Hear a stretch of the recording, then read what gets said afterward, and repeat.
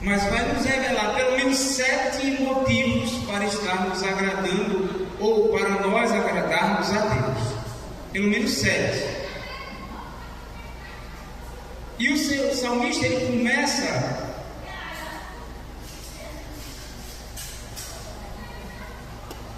já expressando o seguinte: bendize a minha alma ao Senhor, e tudo que há em mim, bendiga o seu santo nome. Bendize, ó minha alma, ao Senhor, e não te esqueças de nenhum dos seus benefícios. Bem verdade que se nós tivéssemos mais tempo eu até tinha colocado no meu coração de ceder a oportunidade para alguém contar uma bênção, um testemunho, mas o tempo ele anda a nosso favor, né? Cada um de nós teríamos aqui muita coisa para agradecer a Deus. Eu me lembro que o novo convertido, quando era facultado assim uma oportunidade para alguém contar, ficava ali disputando os irmãos, quem ia primeiro, porque era um desejo nosso, era uma vontade nossa de declarar, não só para a igreja, mas para todos quantos o Senhor tinha feito na sua vida. E Deus espera isso de nós, gratidão. O Senhor espera isso de nós, ser grato. Deus espera essa atitude do seu povo. E nós vamos observar que o salmista ele relata aqui pelo menos 7 motivos para ser grato a Deus, para agradecer a Deus. O primeiro está no versículo 3. Ele é o que perdoa todas as nossas ou todas as tuas iniquidades. Olha que expressão. É Ele que perdoa todas as tuas iniquidades. O salmista poderia ter colocado o seguinte: é Ele que perdoa todos os teus pecados. Pecados eles são conotados ou são apresentados como todos os tipos ou espécies de pecado. Mas iniquidade não. Iniquidade é quando nós cometemos conscientemente. Olha que forte. Iniquidade é um pecado mais grave, porque nós cometemos conscientemente. E o Senhor, através do salmista, diz: é Ele que perdoa todas as tuas iniquidades. Quantas iniquidades tenho eu? E o Senhor tem me feito lembrar que eu tenho que pedir perdão, inclusive até perdão pelos pecados ocultos. Louvado seja Deus. Essa é o primeiro benefício. Olha a parte B do versículo: que sara todas as tuas enfermidades. Segundo benefício, a Bíblia diz em Isaías que foi Ele que levou sobre si todas as nossas enfermidades. E hoje, mais do que nunca, quem é um pouco da terceira idade aí, vai ver a quantidade de enfermidade que tem hoje. Misericórdia. Se alguém vai no médico, o médico não sabe mais nem o que dizer. É o quê? É virose. Não sabe mais nem nome, não sabe mais a razão. Porque tem se alastrado, irmão. Hoje, antigamente eu com 10, 11, 12, 13 anos, quando alguém morria e alguém da rua dizia assim: vixe, morreu de câncer. Misericórdia, a gente nem queria falar o nome. E hoje a quantidade de espécies de câncer. Então, a enfermidade tem assolado o mundo, mas é bíblico. É bíblico. Nós estamos no fim. Nós estamos chegando no fim. E a palavra do Senhor tem que se cumprir. Louvado seja o nome de Jesus. Então está aqui o segundo benefício. Deus, ou ser gratos a Deus. É Ele que sara todas as tuas enfermidades. Agora, olha o terceiro benefício, que redime a tua vida da perdição. Que benefício grandioso! Quando o salmista ele diz isso aqui, o salmista está dizendo que é Ele que tira o desejo, que é Ele que tira a vontade, que às vezes nos vem da gente pecar. No Salmo 73, o salmista Asaf, a Bíblia vai dizer que o salmista Asaf, ele olha a prosperidade do ímpio e começa a se entristecer. Começa a relatar que o ímpio, ele não tem dano, ele não sofre enfermidade, e ele não sofre como outra gente. Ele estava se referindo a ele, porque o cristão, ele passa por aflições, porque não foi o Senhor quem disse: no mundo tereis aflições. Mas o ímpio, ele vive regalado, festeja, viaja, compra muitos bens, não sabe o que é que faz com o dinheiro. E o salmista, ele olha isso aí. Só que este ímpio, o caminho dele está na perdição. E o salmista, ele vai relatar tudo o que acontece com o ímpio. Mas chega um dado momento, Salmo 73, quem quiser me acompanhar, me ajude. Salmo 73.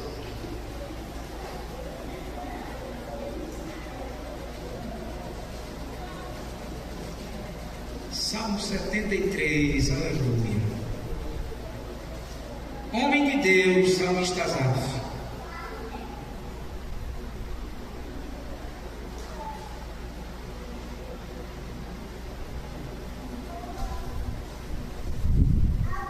Versículo 12, ele diz assim: eis que são ímpios e prosperam no mundo, aumentam riquezas. Na verdade, que em vão tenho purificado meu coração e lavado as minhas mãos na inocência. Olha o que ele chega a dizer.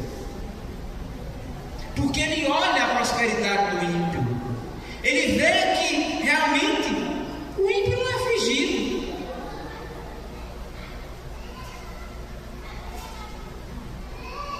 E aí ele olha para ele mesmo e diz assim: rapaz, eu tenho em vão trabalhado na obra do Senhor. Em vão eu tenho me purificado, tenho me santificado na casa do Senhor e para o Senhor. Olha que perigo, irmão.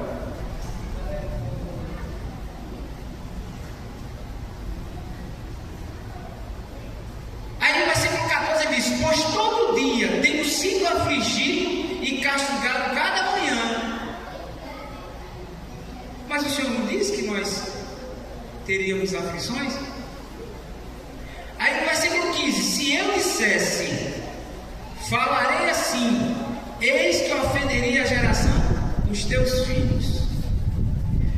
Só que quando ele chega no versículo 16, olha que interessante o que é que ele diz. Quando pensava em entender isto, foi para mim muito doloroso.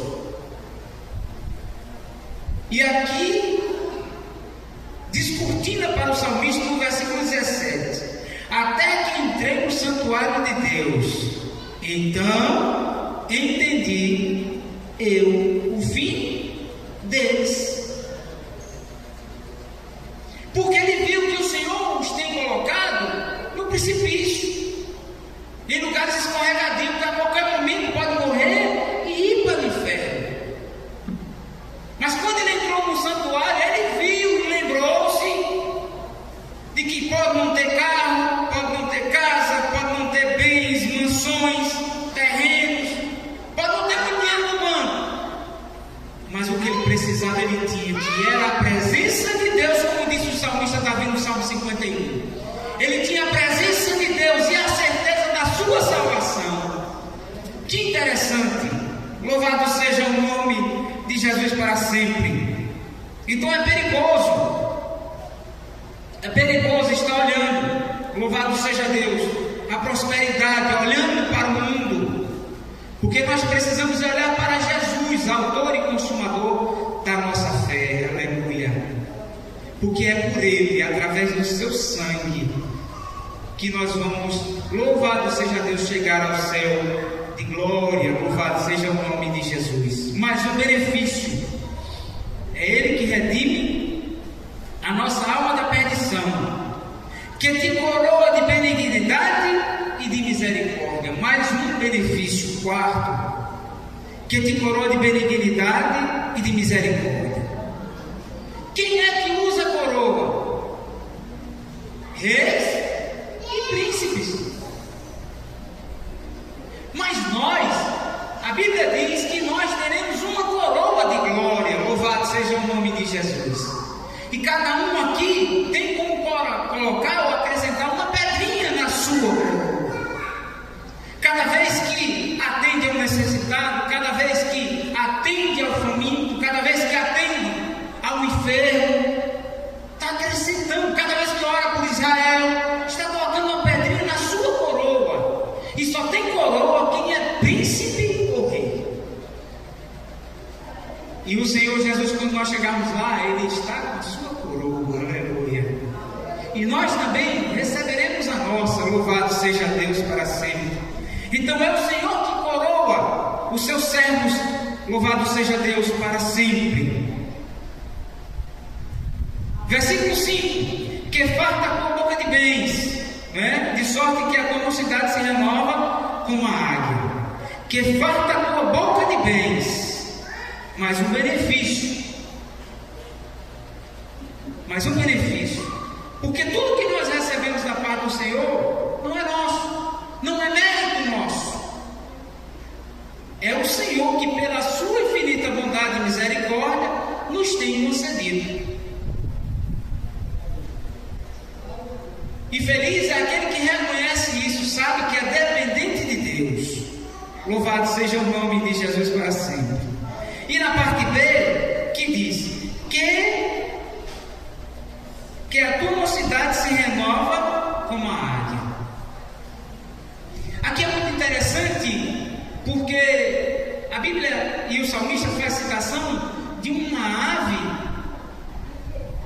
que ela é muito especial.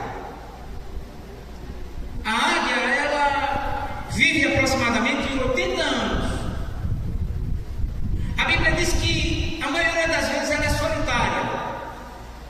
Agora tem um ponto que eu não sabia, e eu fiquei sabendo há pouco tempo, que a águia, elas são comunitárias em um ponto.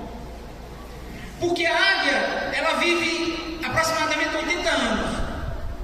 Quando ela chega com 40 anos, ela observa que as suas unhas que as suas garras já estão grossas, ela não consegue caçar mais direito. O seu bico já não consegue mais atacar, não consegue mais com facilidade pegar ou destroçar as suas presas. Ela consegue observar que não consegue mais aqueles voos rasantes, porque as suas penas já estão pesadas, longas. E aí o que ela faz? Ela se isola, ela sobe ao mais alto do penhasco. Ela procura as mais altas rochas que existem. E lá acima das nuvens ela se isola. E interessante que enquanto eu meditava, eu nunca tinha percebido isso. Nesse exato momento ela é solitária, ela se isola, porque ela precisa de uma renovação. E essa renovação ela exige persistência, cuidado, perseverança. Porque ela começa primeiro a bater no seu bico. Assim que ela chega, que ela faz o seu ninho na rocha, distante de tudo e de todos, inclusive dos seus predadores, ela começa a bater no seu bico na rocha, para que o seu bico ele se quebre e o bico novo possa sair. Primeiro processo, os irmãos imaginam como é? Doloroso, sangramento. O segundo processo, ela começa, quando o bico já começa a sair, ela começa a retirar as suas penas velhas.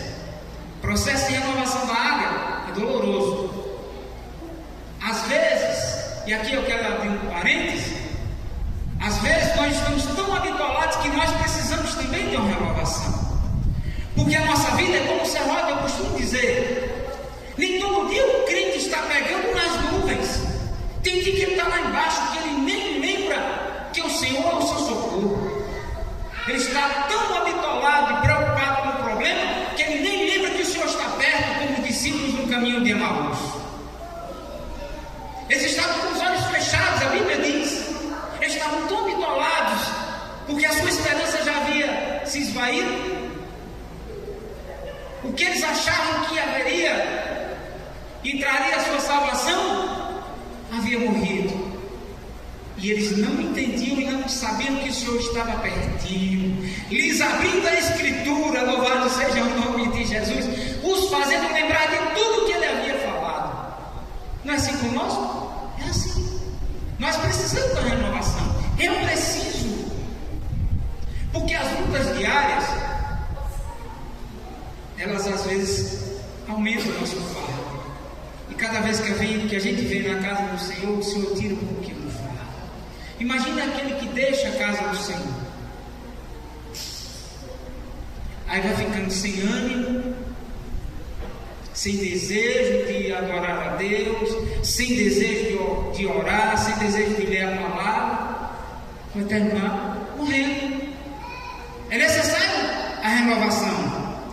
E ali a águia, ela começa a retirar suas penas. Após ela retirar todas as suas penas, ela passa para o terceiro processo, que é retirar as suas unhas, para que a unha nova ela passe a crescer. Nesse processo, ela leva, se não me falha a memória, me parece que 3 meses nesse processo. E aí vem a pergunta. Um pastor me disse assim: você já parou para pensar como é que ela faz para se alimentar nesses 3 meses? Eu digo, verdade, eu não havia parado para pensar. Ele disse: as outras águias, sabendo que aquela havia se isolado, elas caçam e levam alimento para aquela que está no processo de renovação. Olha que interessante. E o Senhor, através do salmista, nos traz essa mensagem, dizendo que nós também, mesmo já velhos, podemos ser renovados. A Bíblia não diz que mesmo velhos ainda darão fruto? Por quê? Porque a força não é nossa, a força é do Senhor. E eu quero me lembrar de um homem, ou pelo menos 2, que viveu entre nós e trabalharam até os seus últimos dias de vida. Pastor Manuel Marques de Souza.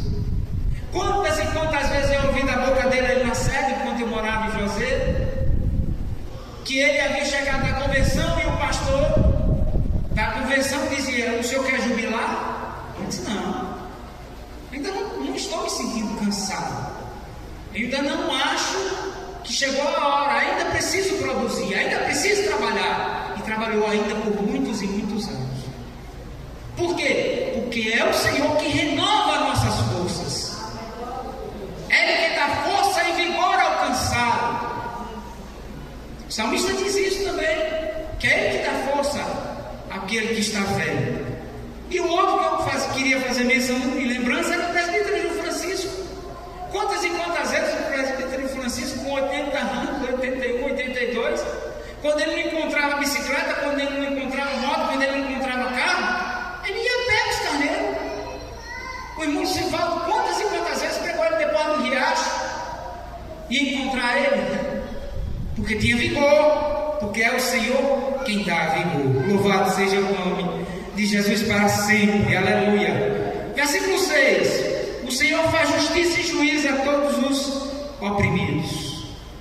Louvado seja Deus para sempre. Mateus capítulo 5 vai falar muito bem das bem-aventuranças. E bem-aventurado é aquele que sofre essas opressões por amor a Cristo. Louvado seja o nome de Jesus para sempre. Versículo 7. Faz conhecidos seus caminhos a Moisés e os seus feitos aos filhos de Israel. Fez conhecidos seus caminhos a Moisés e os seus filhos, e os seus feitos aos filhos de Israel. Meus amados e queridos irmãos, esse caminho aqui que o salmista se revela, não era o caminho de Moisés, era o caminho que Deus tinha projetado para Moisés. Por isso que o Senhor diz na sua palavra, e nós vamos ver versículos posteriores, que o Senhor diz assim, que os meus caminhos são mais altos do que os nossos caminhos. Os pensamentos do Senhor são mais altos do que os nossos pensamentos. O que o Senhor tem para mim, para você, para nós, é muito melhor do que o nosso. Às vezes nós estamos pensando até uma coisa muito boa para a obra, para a nossa família, para a nossa casa, para os nossos filhos, para a nossa família, mas o Senhor tem algo muito maior. Glória a Deus, aleluia. Porque o Senhor não só faz o que nós pedimos, a Bíblia diz que Ele faz muito mais do que pedimos ou pensamos, porque o Senhor Ele é grande, e o que o Senhor tem para nós, meus amados e queridos irmãos, é muito grande. Quando eu penso nisso, às vezes a nossa mente não consegue enxergar, não consegue fazer a dimensão do que está preparado para nós. E não é algo muito simples, é algo extraordinário, é algo que o Senhor preparou para nós, que a nossa mente não consegue imaginar, não consegue mencionar. Porque se a gente for olhar, principalmente os mais jovens que gostam de viajar e tem condição de viagem mesmo, conheça quantos lugares lindos tem. Não vou falar fora do nosso país não, vou falar do nosso país mesmo, que aqui tem coisa boa, tem muita coisa boa. Quanta água limpa, bonita, cada praia maravilhosa. Mas o que o Senhor tem reservado para nós é muito maior, é muito melhor. Louvado seja o nome de Jesus para sempre. O apóstolo Paulo, quando ele recebe aquela revelação do Senhor, a Bíblia diz que ele fala que os meus olhos viram, mas não é lícito falar ao homem. Aí João, lá em Apocalipse, ele começa a descrever um pouco, um pedacinho. Os irmãos já pensaram assim, um pouco, nas ruas de ouro, nos muros de jaspe, no mar de cristal. Já pararam para pensar assim, um pouco nessa grandeza? Até o nosso pensamento, porque o que João descreveu é algo que nós conhecemos, e é algo por demais valioso e maravilhoso, muito lindo. Imagina uma pedra preciosa brilhando. Colecionadores, quando olham cada pedra, e o presbítero João Francisco, ele sabia, conhecia pedra, e ele ficava deslumbrante quando ele via uma pedra preciosa. Imagine nós, quando nós chegarmos lá, é muito maior, é muito melhor o que o Senhor tem preparado para nós. Então o salmista começa a descrever um pouco do que tem preparado para nós e como nós precisamos agradecer a Deus. Meus irmãos, são muitos os benefícios. O salmista, no Salmo 116, verso 12, ele faz uma pergunta para ele: que darei eu ao Senhor por todos os benefícios que me tem feito? Glória a Deus, aleluia.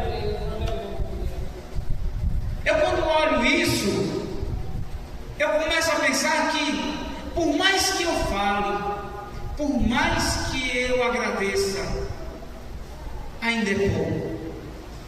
Porque quando eu observo, meus irmãos, de onde o Senhor me tirou, aleluia.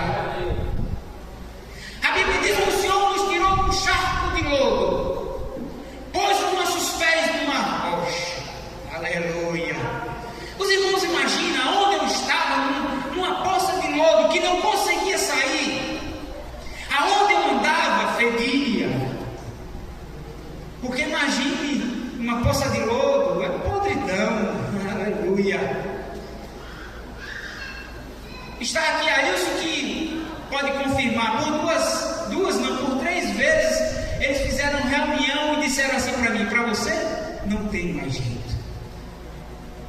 Porque me aconselharam, tentaram me ajudar, mas eu não entendia o que tinha preparado para mim, porque eu só estava vivendo um momento.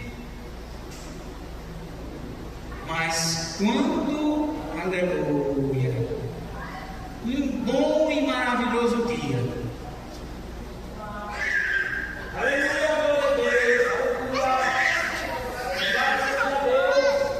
eu estava naquela hora e estava indo para casa, ali na Praça da Bandeira, na Praça da Catedral, ébrio, cambaleando de um lado para o outro. Naquele dia, eu me lembrei de muita coisa, do quanto era escarnecido, zombado, desacreditado. E eu olhei para o céu e disse assim: e disse assim para o Senhor: eu não quero morrer nessa situação. Mentira, eu não consigo. O Senhor tem. Porque tinha algo dentro de mim que eu louvo a Deus porque o Senhor deixou em mim, mesmo quando eu desviei. O Senhor deixou temor.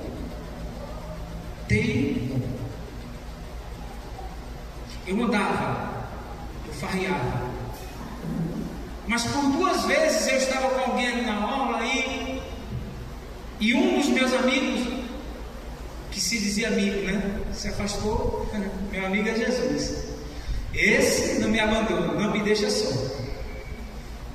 E ali naquele domingo, 1h da tarde, estava eu ali com aquele amigo e desceu um ônibus ali, mais ou menos em frente às Casas Bahia, com um batalhão de gente, camisa padronizada, e saíram de mesa em mesa entregando folheto, de mesa em mesa entregando folheto, e chegaram na mesa em que eu estava. Mas antes de chegarem, o meu amigo disse assim: povo besta, o que é que aquele povo está fazendo aqui, uma hora dessa, um sol quente, de calça, alguns com camisa, os líderes, né? Com camisa padronizado, mas com o terno por cima. E aí eu disse: rapaz, você não sabe para que aquele povo serve. Eu disse a ele naquele dia: aquele povo ali está fazendo o melhor trabalho. Enquanto nós estamos aqui, ó, nós dois farreando, eles estão ali trabalhando para o Senhor Jesus. O Senhor ainda havia deixado em mim e não demorou muito para que o Senhor usasse da sua infinita bondade e misericórdia e ter me tirado daquele lugar. Às vezes, quando eu passo o final de semana ali, às vezes eu passo, os irmãos não sabem o que eu sinto de remorso, de sentimento, quanto o inimigo me machucou ali naquele lugar. Mas eu louvo a Deus que o Senhor, com as suas mãos furadas, aleluia, segurou na minha mão, me tirou do charco de lodo, pôs os meus pés na sua rocha, me deu um banho de sangue, aleluia, me deu um novo nome, me deu uma nova família, aleluia, louvado seja Deus, e ainda mais colocou um novo cântico na minha boca. Muitos diziam: você não vai passar um mês na igreja. Passaram-se 6 meses, a mesma pessoa me encontrou e disse: você ainda anda naquela lei? Aí eu me lembrei do apóstolo Pedro: para onde irei eu, se só o Senhor tem as palavras de vida eterna? Meus amados e queridos irmãos, nós temos muitos motivos para agradecer ao Senhor, e um deles, ou o principal deles é a sua maravilhosa salvação. Quantos estão acamados? Quantos estão nos presídios? Quantos estão nos hospitais? Quantos estão nos manicômios? Tentando ou pensando, ou queriam estar aqui nesse lugar como nós. Quantos? Mas não conseguem mais. Por isso que nós temos que trabalhar. A Bíblia diz que nós temos que trabalhar enquanto é dia. Não podemos esquecer do Senhor, porque o Senhor está às portas e Ele não demora. Louvado seja o nome de Jesus para sempre. Que eu nunca venha me esquecer do Senhor. O salmista, louvado seja Deus, ele diz: Senhor, não me des a riqueza para que eu venha me soberbecer e me esquecer do Senhor, mas também não me dê a pobreza para que eu venha me queixar do Senhor. Aí o apóstolo Paulo na frente assim: eu sei me contentar, sei a ter fartura, mas também a sei a padecer necessidade. Mas uma coisa eu peço ao Senhor, que me dê sempre meu pão cotidiano. Louvado seja Deus para sempre. Porque o que adianta? O que adianta adquirir riquezas e esquecer do Senhor? O que adianta? A Bíblia diz que o que adianta o homem ganhar o mundo inteiro, ou granjear o mundo inteiro e perder a sua alma? Recentemente eu vi um influenciador entrevistando uma adolescente, e ele pergunta: você quer ser famosa?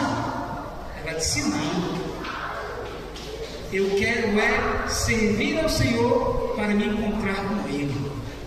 Ela disse: você acha melhor? Eu disse: muito melhor. Porque o que adianta um homem ganhar o mundo inteiro? E o influenciador é aquele toguro, está fazendo vídeos aí demais. E aí ele disse: e o que adianta eu ganhar isso tudo e perder a minha salvação? Aí ele diz assim: que Jesus abençoe as suas palavras e leve essa mensagem a muita gente. Mas ele não levou para si. Por quê? Porque ele fez com aquele homem rico, que pensou nos seus bens, nos benefícios terrenos. Aleluia, louvado seja o nome de Jesus.